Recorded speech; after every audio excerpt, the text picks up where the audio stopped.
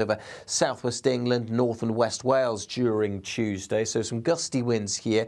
Quite a lot of clouds spilling up from the southwest. Some showery rain possible for Devon, Cornwall, maybe later on into Pembrokeshire. A few showers continuing over the Northern Isles, maybe one or two getting into the east coast of England as well as the breeze picks up here. But for many, it's a dry and a fine day. Will be a bit of a chilly one. Again, temperatures generally a touch below average for the time of year and feeling colder as the winds start to pick up. The winds will strengthen further. However, it's the rain that we're most concerned about here at the Met Office for the rest of this week. A number of warnings are in place. Do check out our website for the details on all of those.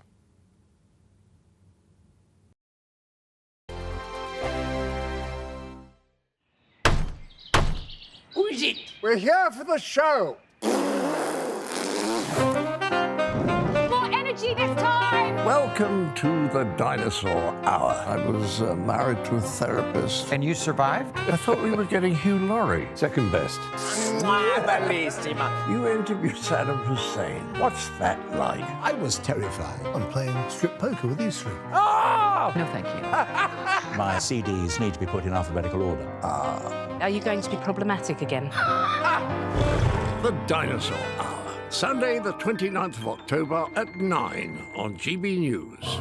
What you get for breakfast is something that, if we do our jobs right, you will wake up to news that you didn't know the night before. It's a conversation. It's not just me and Eamon. We want to get to know you, and we want you to get to know us. From 6 is Breakfast with Eamon and Isabel. Monday to Thursdays on GB News. Britain's news channel. People in Britain, they love free speech, but they also love fair play. I don't care if I'm speaking somebody from a trade union, from the Labour Party, somebody from the SNP. And I think the viewers like to see that actually we can challenge one another, but in a positive way.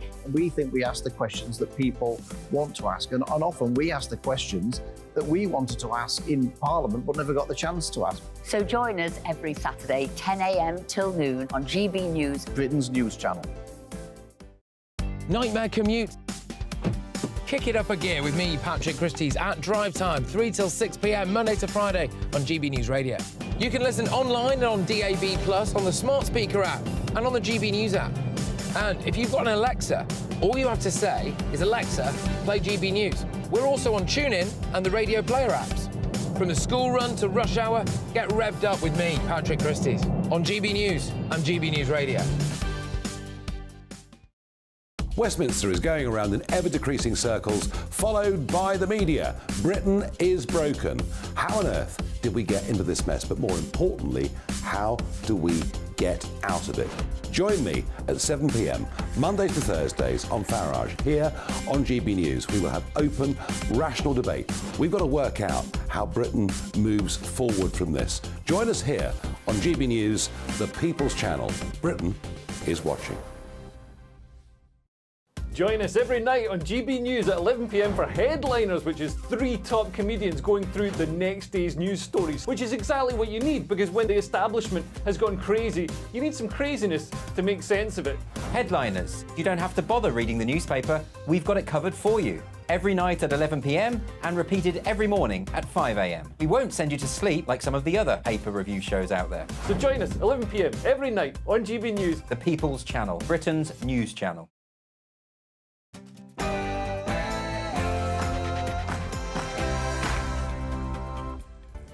Hello, good evening. It's me, Jacob Rees-Mogg, on State of the Nation tonight. From the river to the sea! Palestine will be free! From the river to the sea! Palestine will be free! From the river to the sea, Palestine will be free, was the genocidal chant from some of those who marched across the United Kingdom in support of the Palestinian terror group Hamas, with activists wearing images of paragliding terrorists and another making taunts about the Holocaust. The police must crack down on this criminal behaviour, and these terrorist apologists ought to ask themselves if they really know what they're supporting. And could it be another case of crisis what crisis? The Lord Chancellor has dispelled claims that judges were told not to imprison rapists and burglars last week to stem the flow of overcrowding prisons. He announced government plans to double GPS ankle tracking tags and to deport foreign criminals earlier. But is this because of crowded prisons or because it's a sensible policy? Has mass migration become a brute fact of post-Brexit Britain? Well, a new report has suggested that net migration will remain at pre-Brexit levels for the foreseeable future, despite David Cameron's promise to bring numbers down to the tens of thousands nearly 15 years ago. Plus, would a future Labour government send you to prison for intentionally misgendering someone? Proposed new Labour reforms to LGBTQ+ hate crime laws have prompted critics to suggest this could see Britain's prisons even busier as the spaces get taken up by those convicted of word crimes. State of the Nation starts now.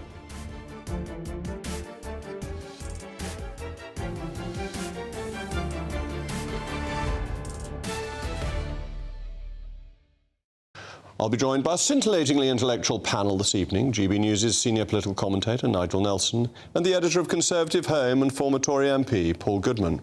As always, I want to hear from you. It's a crucial part of the programme. Email me, mailmog at GB News. But now, it's time for the news of the day with Polly Middlehurst.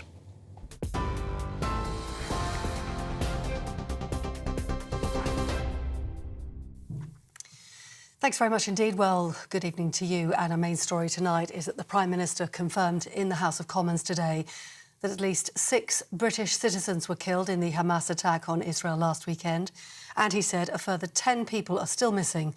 This morning, Rishi Sunak visited a Jewish secondary school as well in North London, reassuring students and staff his government would always support the Jewish community.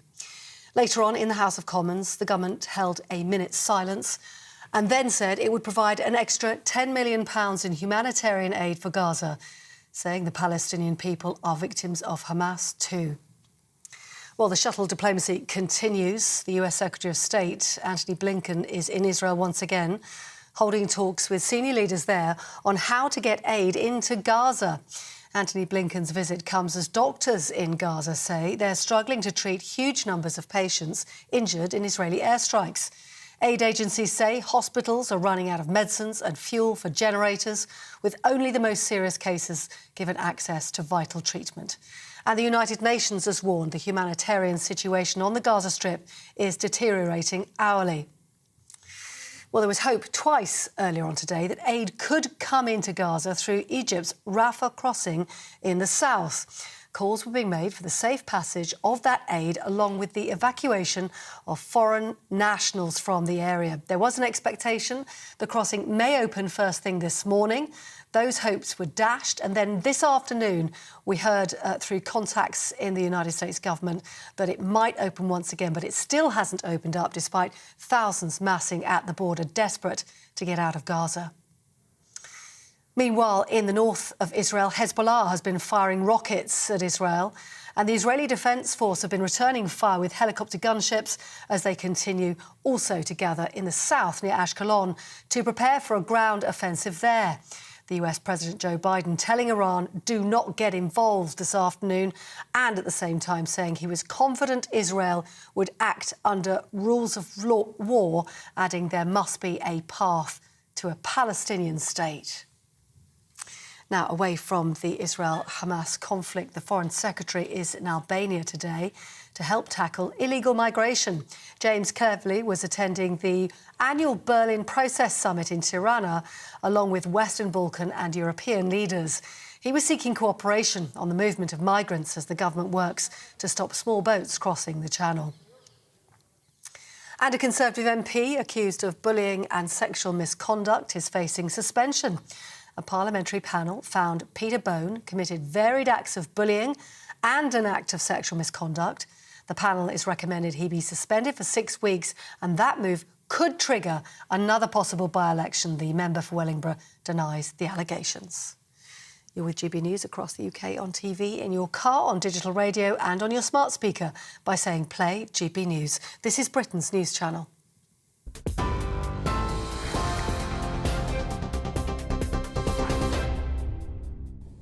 Supporting terrorist groups is illegal under British law, and that's why this weekend's events on the streets of Britain have been so troubling. Thousands of people took to the streets of London and other cities across the United Kingdom to demonstrate their support for Palestine. But these demonstrations had all the signs of support of Hamas and hatred for Israel. 2 women were filmed wearing images of Hamas paragliders, the very same paragliders that swooped into a festival and murdered hundreds of innocent young people. A woman draped in a Palestinian flag began taunting Jewish people and shouted something that's so unbelievably disgusting. She shouted, "Don't forget what happened to the Jews in the 1940s."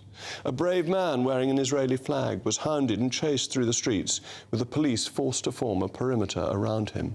Posters of missing Israeli children were brazenly torn down by protesters. Smoke grenades were thrown, balaclavas were worn, and aggressive chanting was heard. It was sheer, intimidating thuggery. But perhaps most disturbingly, some people engaged in the genocidal chant, "From the river to the sea, Palestine will be free." This refers to one of Hamas's favourite slogans, which basically means all of the land between the Jordan River and the Mediterranean will be free of the Jewish people. At some point, it becomes clear that these demonstrations are not inspired by love of Palestinians, but rather hatred of the Jewish people and a support for terrorism. While a few people have been arrested by the police, with thousands engaging in these genocidal chants and being chased by mobs through our streets, this isn't enough. But do these people understand what and who they are supporting? Hamas murdered over 1,000 Israelis in the latest conflict. They ransacked the Israeli Peace Festival, filled with young people, killing more than 250 of them. They dragged 200 hostages back to Gaza, including elderly people and, almost unbelievably, so shockingly, a Holocaust survivor. Women have been raped and children, babies, have been murdered.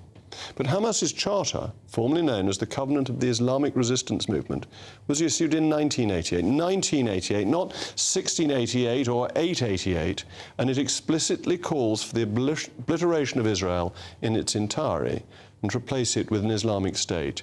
In Article 7, the Charter says, "The day of judgment will not come about until Muslims fight the Jews, killing the Jews, and when the Jew will hide behind stones and trees, the stones and trees will say, 'O Muslims, there is a Jew behind me, come and kill him.'"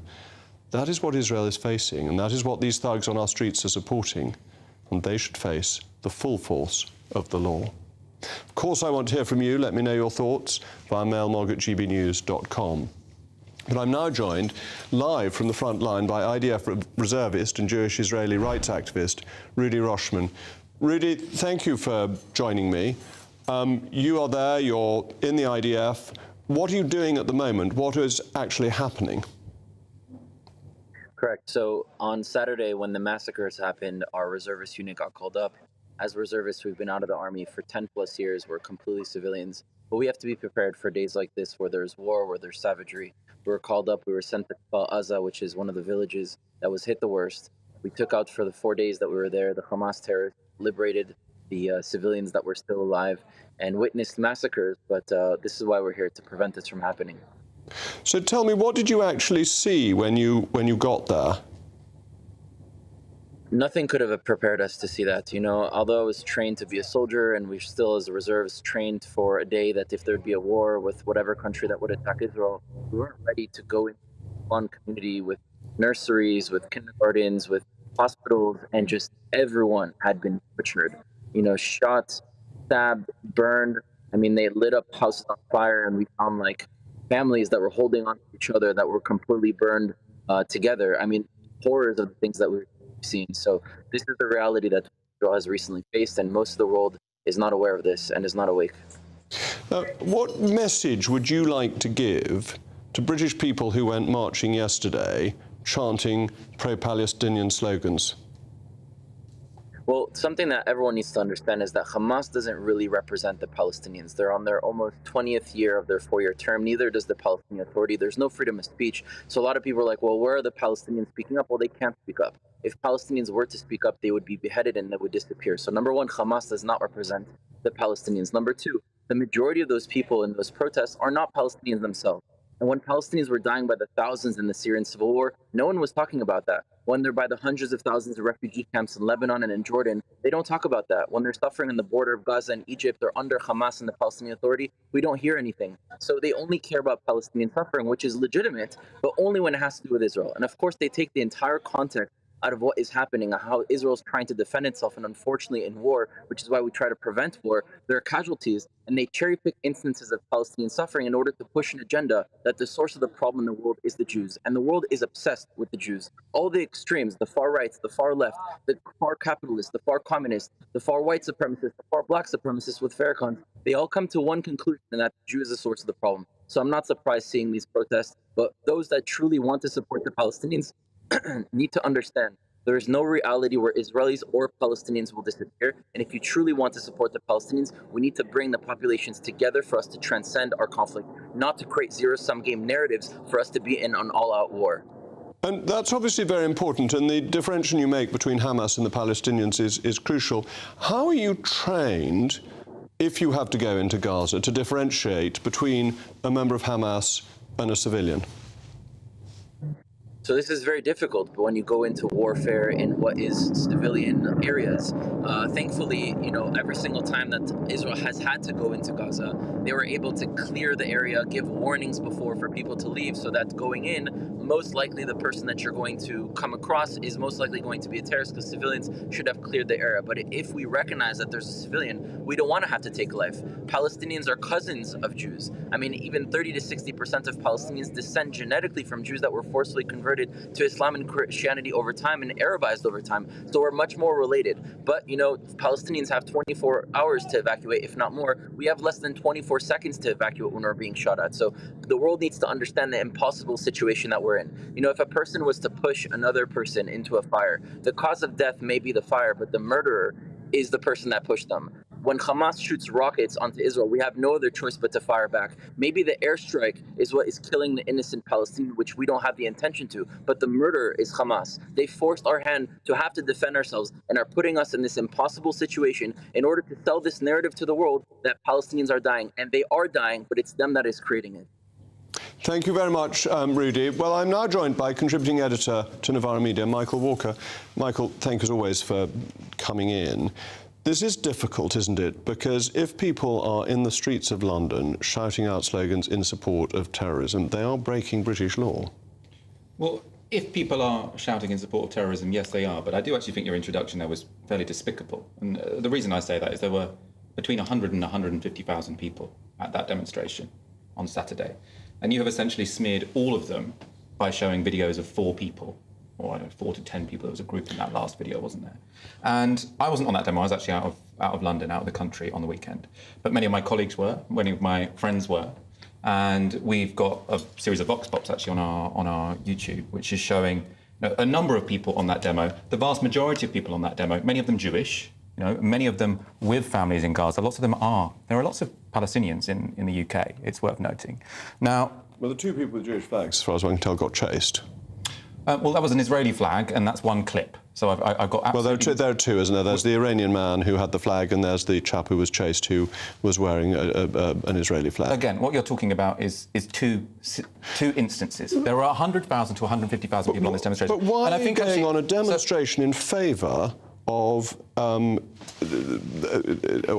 the Israeli state at the point at which Israel has been attacked? Isn't that a really odd order of priorities, just to start with? Well, if Israel had just been attacked and there hadn't been any response, or there hadn't been the response on the level that we have seen, it would be odd. If Israel hadn't started bombing Gaza, if Israel hadn't turned off the water to Gaza, which is an act of collective punishment... But that's where the terrorists came from. Then you would not have seen 150,000 people in the streets. Now, that's where the terrorists came from. You are now backing collective punishment. Collective punishment is a war crime. If you say the terrorists came from there, so we're going to shut off the water... That is a war crime. You are stating it's a war crime as a fact. It isn't. It is a war crime. It is not necessarily. What Israel has done is a proportionate response. It's told people to leave. There is water available in Gaza. There isn't. There is water available in Gaza. And there's The Associated Press, which I'd say probably is an organisation with more journalistic integrity than this one, says that there are many people in Gaza who are drinking less than 500 millilitres a day. There is water available urinating in Gaza once or twice a day because they do not have enough water to live. There is water available. There yes, isn't. Israel has restricted. So the problem here has restricted electricity and has taken steps to try and root out the terrorists. You were just lying. You were just lying. I'm not. So there is water available in Gaza. Yeah. What is your evidence for that? What is your evidence that there isn't? I mean, we can play this game, but we know that my evidence is the Associated Press. And the reports, my evidence is Amnesty International. The reports have stated quite clearly. My evidence is all of these human rights groups, including the United Nations, have been saying who have said there isn't water to drink there. Your evidence seems to just be They have been saying that water may run short. They haven't said there is no water now. So what Israel has done it for a short period, whilst preparing to take out the terrorists, which must be a reasonable thing to do, and it's told people to move so that they're at lower risk when Israel tries to defend itself. That must be fair. Well, it's not fair. There are 2.2 million people there. Is there some water in Gaza City? Is there some water in Gaza? Yes. Does every single humanitarian... So a moment ago you said there was no water. Now you're backtracking. You said AP said there was no water. Now you're saying there was water. AP said there is not enough water for people to drink and live. Israel has limited you could have a bottle of water in an area where 2 million people live, and you could say here on your show, oh, they have water, what are you complaining about? We're saying that supplies are being limited. That's certainly true, but there are supplies. Well, that's just a meaningless statement. Are there sufficient supplies for people to live and be healthy? Israel has shut things off every for humanitarian a short organisation period. on the ground is saying there's a danger of cholera outbreaks because the sewage system is completely broken down. No electricity is going into Gaza, which means the desalination plants whereby people drink water from the sea. But Israel has told people to move. People are drinking salt water in Gaza. There are reports in the Associated Press that is going on. And you are here just saying there's enough water. It doesn't make any sense. Well, I've read similar reports to you, and the ones I've read have said... Did you read them in the newspapers. You mean which newspapers? Who in said this? In all the newspapers. In all the newspapers, OK. I think it might be wise for you to write down some evidence before you make such bold claims on national television. It's been saying, I'm accepting that it said it may run short. But it has run short. But it has run short. Every single humanitarian organisation on the ground This is a perfectly proportionate response. That is collective punishment. The UN says it's collective punishment. It's not collective punishment. Well, it is collective punishment to make... It is preparation to removing the terrorists who you seem to be advocating for. That's the shocking thing. You are standing up... In what way am I advocating for terrorists? Because you don't want Israel to defend herself. Defending yourself... And you want to go on a march that is joined by people calling for Israel to be wiped off the territory that it currently is in. People have to follow the rules of law. So...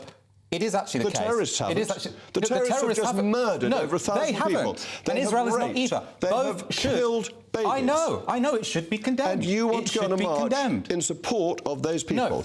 I want to go. This is ridiculous. You are associated with people chanting that Israel should be removed. I don't think we're going anywhere with this, so I'm not that interested in debating. I just want to read some quotes to your audience because I don't think we're getting anywhere at all. We need to have a discussion. You're backing down because you can't defend this. The people shouting. I'm going to give some information. I think this debate needs some information. OK. You are trying. Can I speak? You've invited me to speak. But we want to get back to the issue. You are trying to defend people who, at the march yesterday, were shouting for Israel, the Jews in Israel, to be removed. I'm not defending that. OK. So should those people be arrested by the police? No, because you've misunderstood what that chant means. OK, tell me what that chant means. So the chant will mean different things to different people. But to many people, what it will mean is this. So from the river to the sea, there are 3 different territories where Palestinian people live. There is the West Bank, there is Gaza, and there is Israel. There are Palestinian citizens of Israel. Now, B'Tselem, Human Rights Watch, Amnesty International, they say that every single person who is a Palestinian living in that territory, be they in Gaza, be they in the West Bank, be they in Israel proper, are living under apartheid. Now, if you want all of those people to no longer be living under apartheid, I think it is somewhat reasonable to say from the river to the sea, Palestine will be free. Now, some people chanting that, do they want the Jews out of the Middle East? Potentially, but the dominant position of the Palestinian Liberation Organization when they backed that thing was to have a secular state where people have one member, one vote. So you're saying when people are chanting that, they're not saying remove the Jews altogether? The vast majority are not, no. And those who are supporting Hamas, they're clearly saying that. Well, yeah, if you're supporting Hamas, they we're agreed on that. So my disagreement with you, maybe we could have saved a lot of time here. Because my disagreement with you here is not that Hamas are bad. Hamas are bad. Good. My disagreement with you here and Hamas are terrorists. Yes, you're willing to say that. You're not like the BBC. Are you willing to say they're terrorists? I mean, this was an act of terrorism, but they are. I think there are differences between saying. I mean, so you're not willing to say they're terrorists? Well, I don't really care whether we call them terrorists. So what I care about... No, let me say what I care about. BBC says this is a value judgment. Is your value such that you call Hamas a terrorist organisation? So my values are this. No parties in a conflict should commit war crimes. Now, a war crime... Are they terrorists? No party in a conflict should commit war crimes. I don't really care if we call them terrorists or militants. Well, are you therefore willing to call them terrorists? Will you say... Let's conclude on this. Hamas are terrorists. Are you willing to say that? I think Hamas committed an act of terrorism. OK, but you're not willing to say they're terrorists. This is That's pointless brilliant. debate. He won't say it. Thank you very much for joining me. As always, you're a very welcome guest, Michael. Coming up next, is Britain destined to be a mass migration nation? Plus, is freedom the freedom to say a man is a man and a woman is a woman? Thank you very much.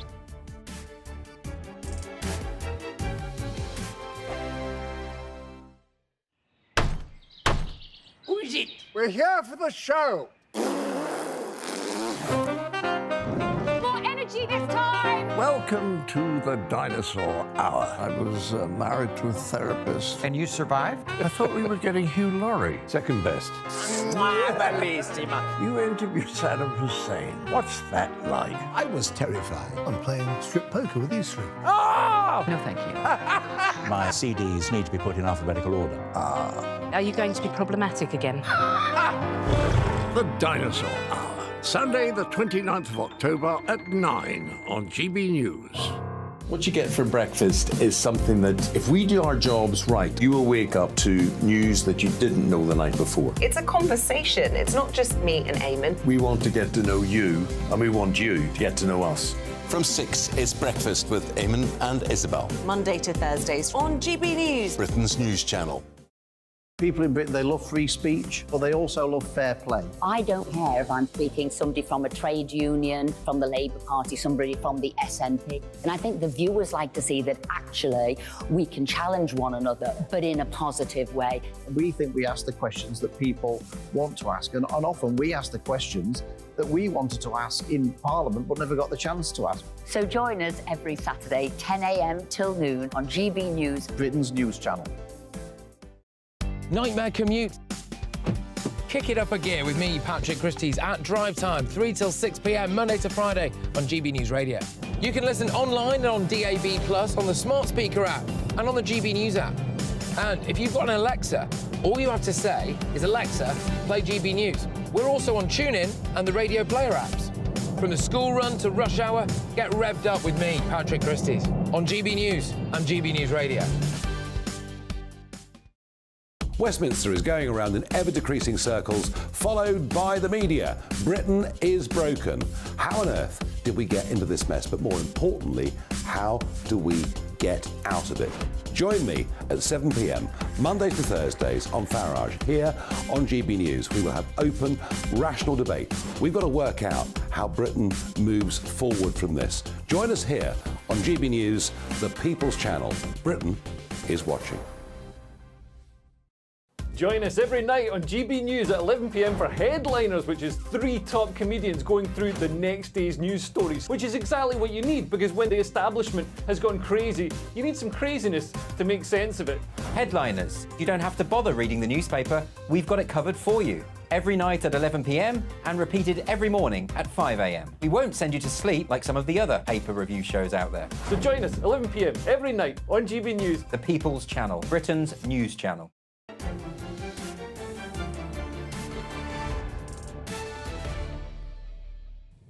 Welcome back. I'm still Jacob Rees-Mogg, and this is State of the Nation. You've been getting in touch with your thoughts. John, I can't believe that the police allowed that protest stage next to the cenotaph. Well, not sure it was the police who allowed it. It may have been Westminster City Council, maybe the Mayor of London, but certainly it was a very odd place to have it. Martin, those 2 women seen in the pictures with the paragliders taped onto the back of their jackets need to be found and face justice. And Nick, in all fairness to the police, I think they were totally outnumbered. Next time we should have the army on the streets. Those attending the rally do not respect British values. Well, the army would be quite an extreme measure, and we don't normally have the army on the streets except ceremonially. Earlier today, Justice Secretary and Lord Chancellor Alex Chalk announced a raft of new measures, including plans to bring forward legislation to enable foreign prisoners to be incarcerated overseas sooner. The prison population hit a record high of 88,225 last week, of whom over 10,000 are foreign nationals, costing the taxpayer, that's you, around £500 million a year.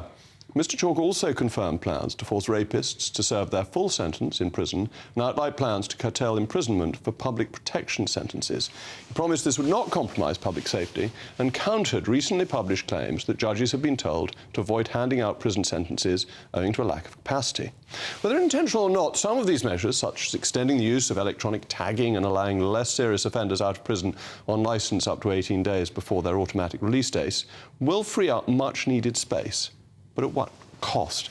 Nigel, what I really want to know is this really sensible public policy to increase chances of rehabilitation and make sensible steps like getting people out of the country sooner?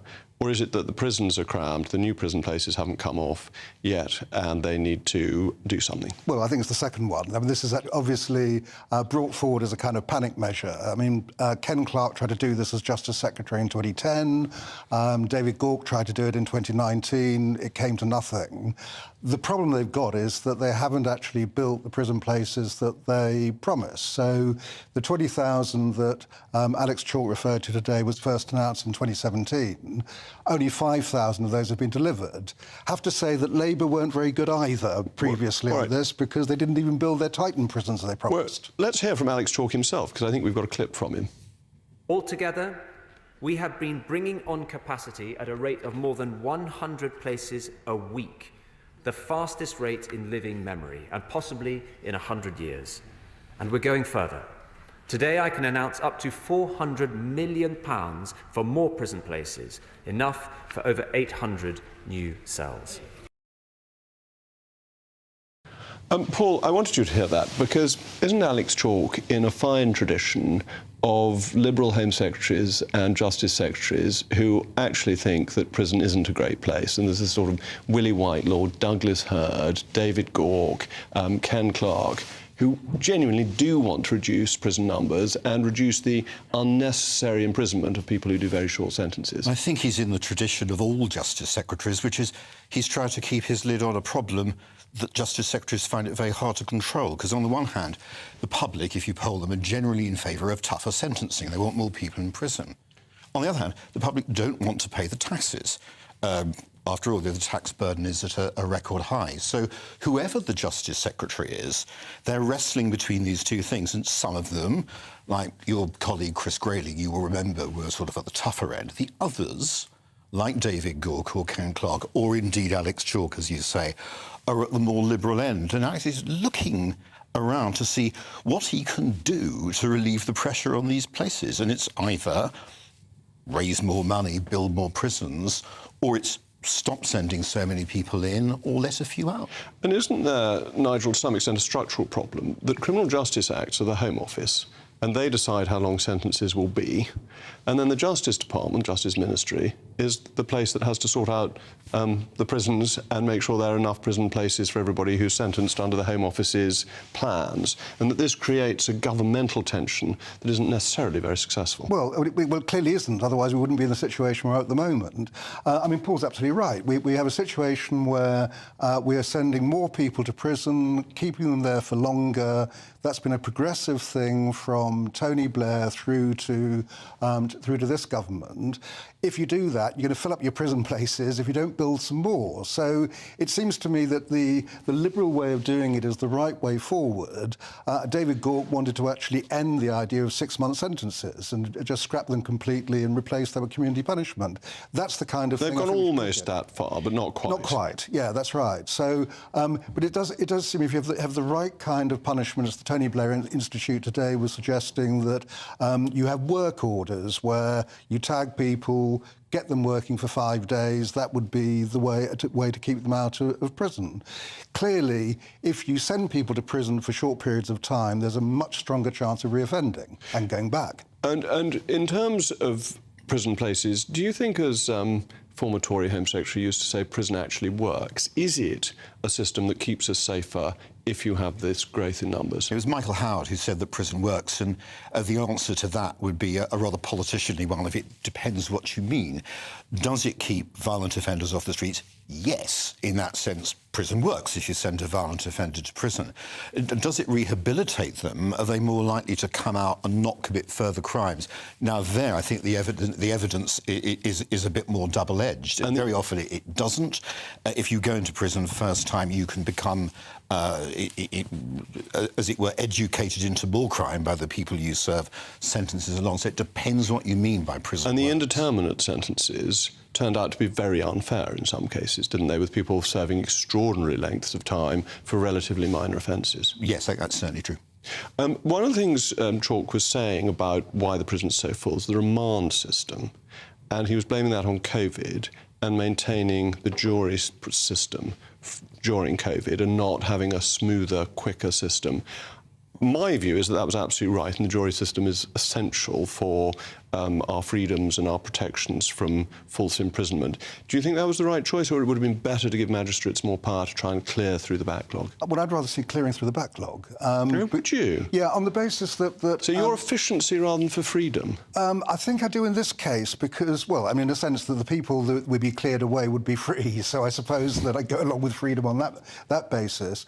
But what we don't want is to get a situation where we're back to sending prisoners into police cells, they get full up. It seems to be that the urgent demand at the moment is to clear the backlog. And do you agree with that, Paul? Or I think it's a very difficult trade-off, efficiency rather than freedom. But I don't want to mar this show with too much agreement, but I basically think Agnes right. Oh, do you? I'm very surprised. I would have thought you would be a defender of the jury system, which is the great protector of the citizen against the overmighty state. Jury system is very important, so is efficiency. I'm surprised you're surprised. You've known me for 2 years. I interviewed you every fortnight or so on the podcast, so you'll know the way my mind works. Yeah, normally, that's why I am surprised. I thought you would be solidly in favour of the jury system as one of the great jewels in the crown of our constitution. Anyway, thank you to my panel. Coming up next, is Britain destined to be a mass migration nation? Plus, is freedom the freedom to say a man is a man and a woman is a woman?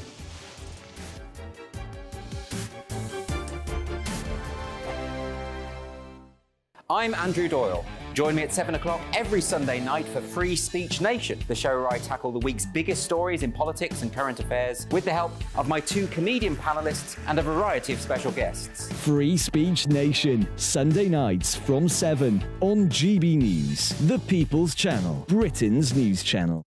I think the most exciting bit for me is talking to ordinary people. People who I think are ignored often by the major news channels.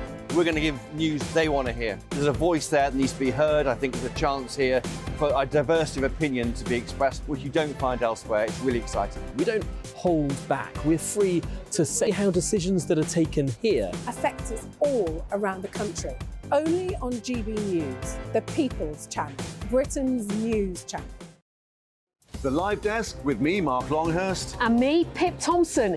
It's here Monday to Friday on GB News. From midday, we'll bring you the news as it breaks, whenever it's happening and wherever it's happening, from across the UK and around the world. Refreshing, feisty, but with a bit of fun too. If it matters to you, we'll have it covered on TV, radio and online. Join the Live Desk on GB News, the People's Channel, Britain's news channel.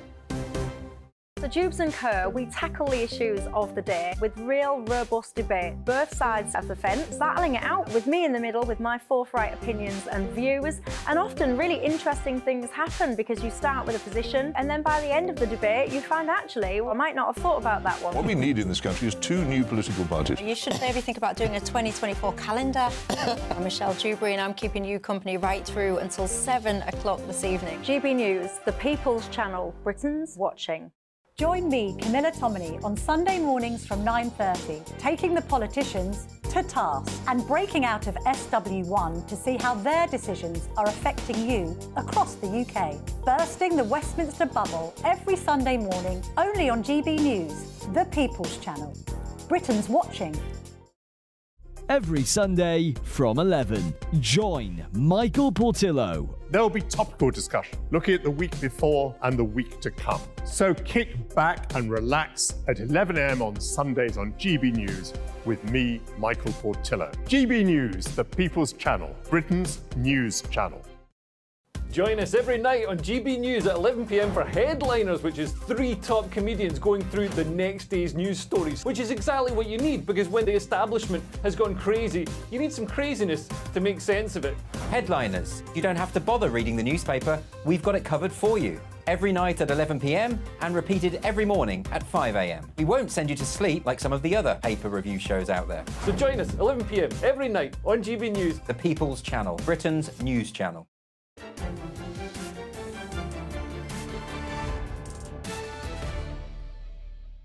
Welcome back. I remain Jacob Rees-Mogg, and you've been getting in touch with your thoughts. Mick says, so a foreign criminal can come to the UK and commit crime as long as he goes home afterwards. That's a good way of putting it. Brian, as the population grows, you will get more criminals and you need more prisons. And Kathy, prisoners need to feel shame for their crimes, so something like public verge clearing, litter picking along the A407, road sweeping, improving public areas, perhaps learning beautification of landscapes may even change their mindsets. Yes, actually, there was some very good work done in Midsummer Norton by people who were doing community payback a few years ago. Moving on, it's been nearly 15 years now since David Cameron promised the public in the general election debate that he would bring immigration down from the hundreds to the tens of thousands. And subsequent elections, along with the vote to leave the European Union, were clear mandates to reduce immigration. And yet, net migration last year reached a new record of 600,000, with gross migration at over 1 million. Well, a new report from the Migration Observatory has suggested that net migration in Britain is unlikely to drop below pre-Brexit levels this decade. Well, a significant part of last year was because of Ukraine and Hong Kong, a laudable cause in my view. Even as these numbers subside in the next few years, our net figures are expected to stay at about 300,000. To give you some context, that's about a third of the population of Somerset every year. So can we cope with this level of migration? And is it democratic when it's been voted against so consistently? Paul, you know the mood of the Conservative Party better than almost anybody else. Are Conservative voters going to put up with this level of net migration when they've been promised for a long time now much lower levels? Well, first of all, I'm not quite sure we know where these figures are going, because we were not expecting the Ukraine war before the Ukraine war happened and had to take, I think quite properly, a large number of refugees. It wasn't apparent you'd have the Hong Kong crisis when you had it. It wasn't immediately clear that Afghanistan would collapse when it collapsed. So the first thing we should say looking forward is we don't know how many people will come via the refugee route, and it could be a lot more. I think after Brexit for a while, there's some evidence that immigration subsided as a public concern, and perhaps that's because we voted to take back control, as the saying was. And yet, Boris Johnson's government, this government's castigated as being the most extreme right-wing in history, full of reactionaries like you, has run the most liberal immigration policy of any government in recent history. So I think voters are concerned about it. I don't think it's an easy thing to deal with. There are things that the government could do were it minded to do them. What? Well, most of the immigration policy at the edges is decided by the conflict between the Treasury and the Home Office. The Treasury always wants more people in because it keeps the growth numbers up. Whether it keeps them up per head is a different matter. But the Home Office is in favour of restrictions. So Suella Braverman is forever knocking on Jeremy Hunt's door saying, can't we bring back the test whereby you had to look for a British worker before taking one from abroad? Can't we do something about student visas? Can't we train up more of our own doctors rather than impose artificial caps? These are the decisions that can make a difference for immigration. And I would have thought most Conservative voters and voters generally would side with the Home Office. It's the tyranny of the ABR, isn't it? That the ABR scores migration well. The Treasury wants to have good figures for the autumn statement, and therefore it advocates higher migration, even though, as Paul hinted at, in GDP per capita terms, it doesn't help. No, but the whole thing is that why would we have to have targets? I mean, it seems to be that everyone's worried about numbers rather than the need of the country. So we encourage foreign students to come here because that gives us 25 billion for the economy. Universities get big fees. They don't cost anything because they're self-sufficient, and 80% of them go home. And yet, having actually encouraged them to come here, now we want to stop them coming here. But they should even out in the net migration figures, shouldn't they? But they never do. We're always told. I mean, a lot of it's to do with COVID, but the last figure showed 43% of the rise was down to students. Then you've got the foreign workers coming here. Now, an awful lot of those have gone into the care and health system, shortage occupation, and what the Treasury don't want us to do is to change the rule, which means employers can pay 20% less. And if the employer had to pay the full amount, they could take British workers. Yeah, and this seems to me so to fail to understand how economics really works that actually the UK economy is not going to succeed in coming decades on being a cheap labour economy. It's going to succeed if it is a high education, high productivity economy.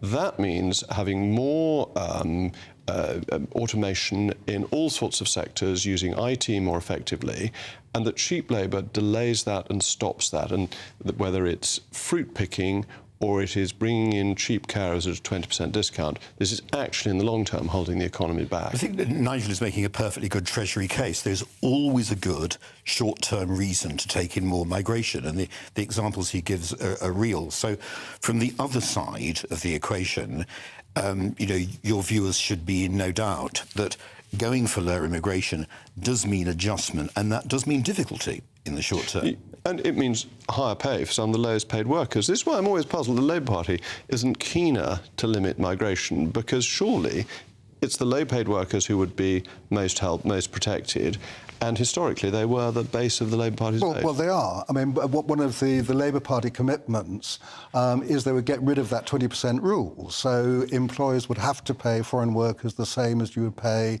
a British worker. That, in turn, will encourage more British workers to be employed. So they are actually doing that. It just seems to me that is what the country requires is more important than starting to put a cap on people or a number or stopping foreign students coming here. We benefit from them. I can't see why there should be an objection to it. But what the country requires is surely the overall development of the economy rather than specific numbers coming here and there, and that if you run the economy properly, the wages that are paid and the training that will be available will fill the places that are there. The market ought to provide. Well, yes, but employers obviously want the cheapest labour they can get, and this is the way to do it. Paul? And that has been part of the problem of the way the whole system has worked since about 1997, when Labour, I think part deliberately and part accidentally, took the lid off migration. I mean, employers have become very used to having an easy pool of labour that they can bring in. So it becomes really rather like some sort of form of substance or alcohol dependency. You need it, and it's very hard to get off it.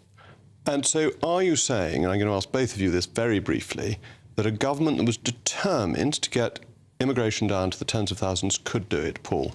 You could certainly get it much lower, although at some short-term cost. Nigel? Well, that's a good balance of opinion. That's what we try to get. That's due impartiality here. Thank you very much, my panel. Coming up next, should it be a crime to misgender someone?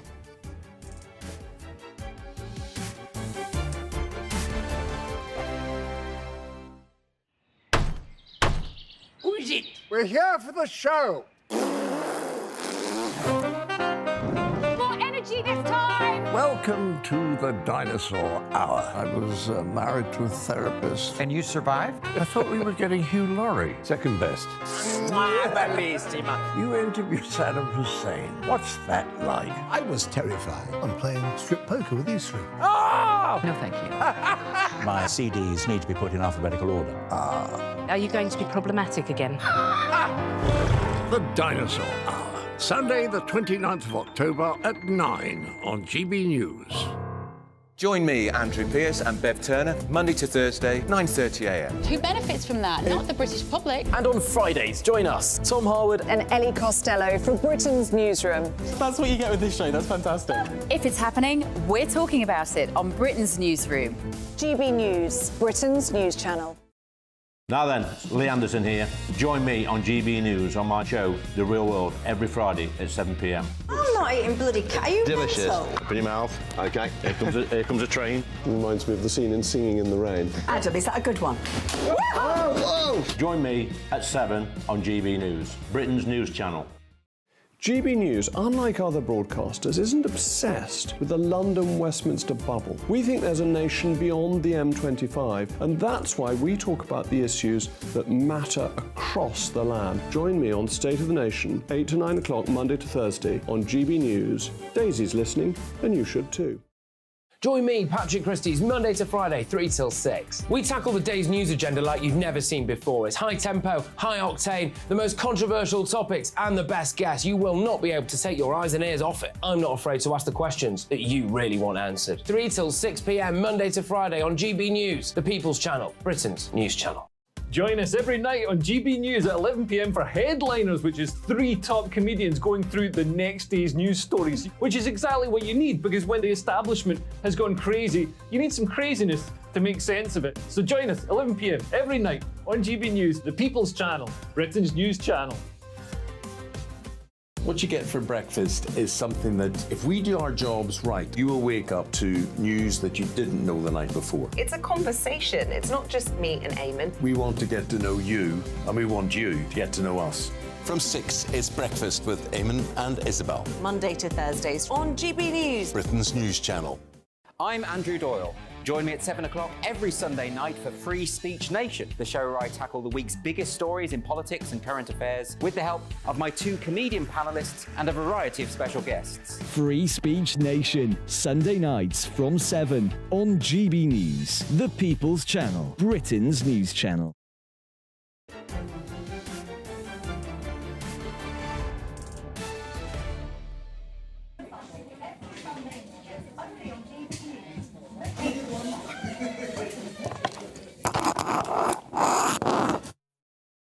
Be returned to their own country and let them deal with them. Susan, we have an ageing population. Surely we need this migration. And Mike, Starmer's idea of criminalising those who deliberately use the wrong pronoun is just another example of his authoritarian nature. He wants to send even more people to prison for bad manners. Where will it end? Well, thank you, Mike. That's a perfect introduction for me, because when George Orwell's character in 1984, Winston Smith, said freedom is the freedom to say that 2 + 2 makes 4, if that is granted, all else follows, he forgot to say that freedom is also the freedom to call a man and a woman a woman.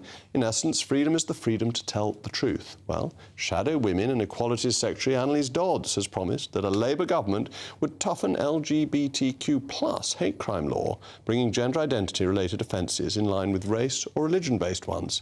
The LGBTQ+ debate is not necessarily a settled one. Society, remarkably, seems unsure about how to define, or some people in it seem unsure how to define a man or a woman. Under Conservative governments, we've already seen people being arrested for suggesting that changing one's sex or gender is impossible, and with the tightening of these laws, surely we could expect to see more of this.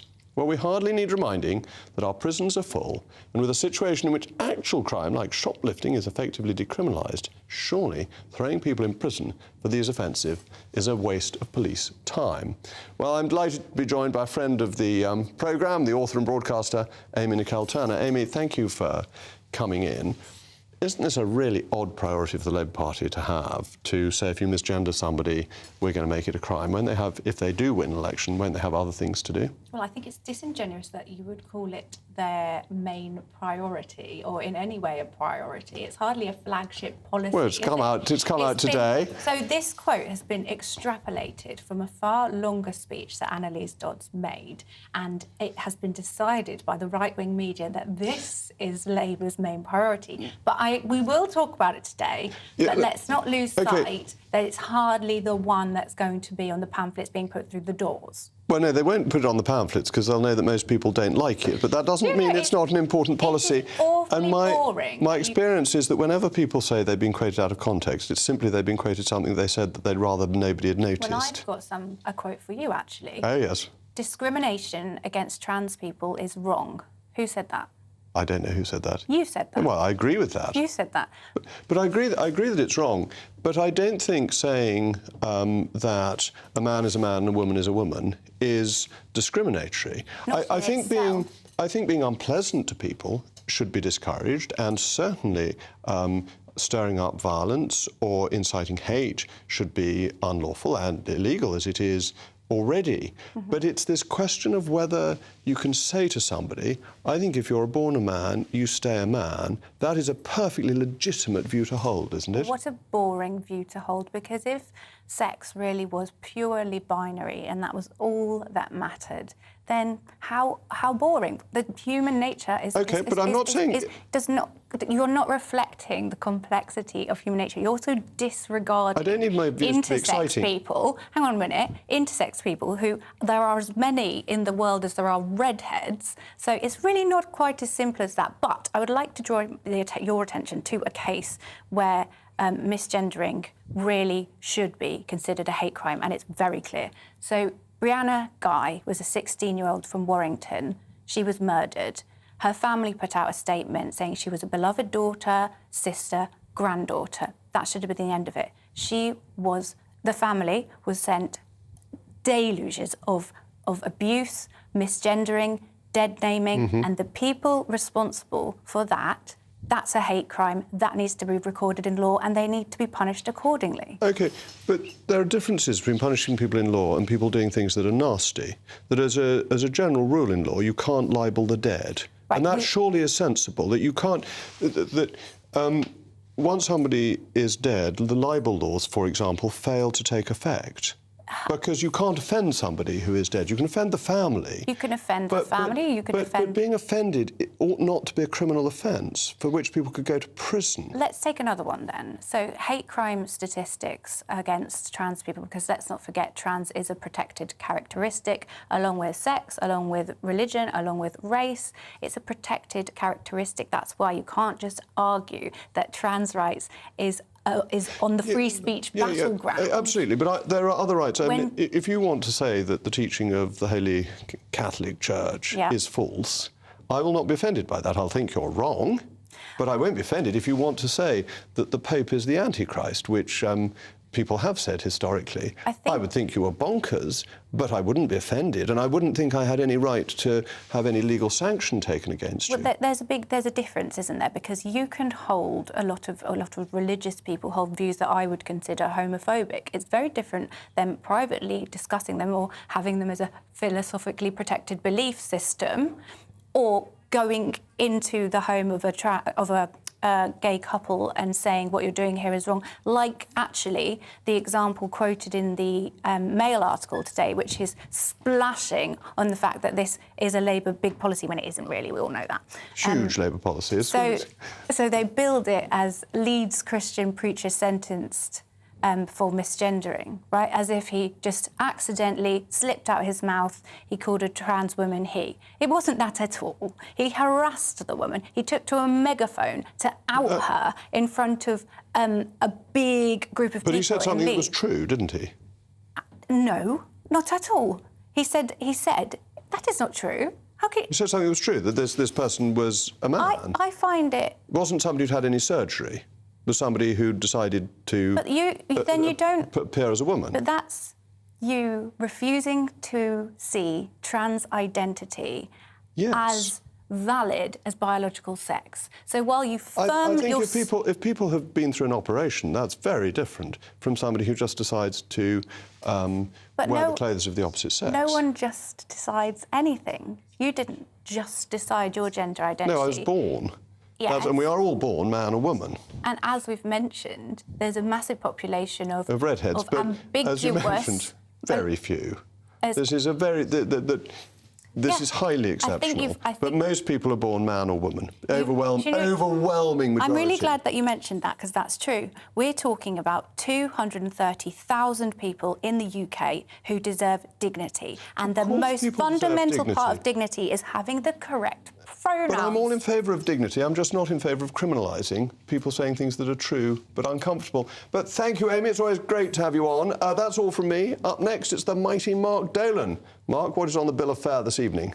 Well, Jacob, a very busy show. The woke left should hang their heads in shame for effectively backing Hamas. Yes, you can cheer on Palestine, but not 7 or 8 days, or indeed hours, after an appalling terror attack. That is my big opinion. We've got my top pundits who will be reacting to the big stories of the day, and rock star US political commentator Ben Shapiro in a world exclusive.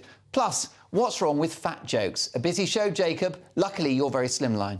Oh, that's very flattering of you. That's probably more to do with my tailor than anything else, and sticking to lots of roast beef and Yorkshire pudding. Anyway, that's going to be a fantastic programme. It's coming up after the weather. I'll be back tomorrow at 8 o'clock. I'm Jacob Rees-Mogg. This has been State of the Nation, and the weather in Somerset is at a pitch of perfection that means very shortly we will be making cider. And when we do, I hope to bring a full report to the good viewers of GB News. But now the details.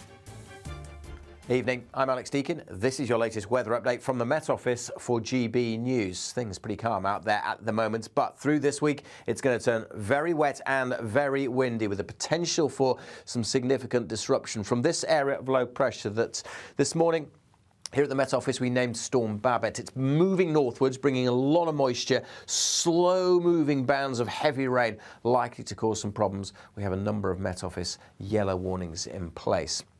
Out there this evening, though, it's the calm before the storm. A fine night, actually. With clear skies, it'll turn quite cold across Scotland, Northern Ireland, Northern England. A touch of frost possible here in rural spots. Further south, a bit more cloud and the breeze picking up as we go through the night. Going to turn quite blustery at times over southwest England, north and west Wales during Tuesday. So some gusty winds here.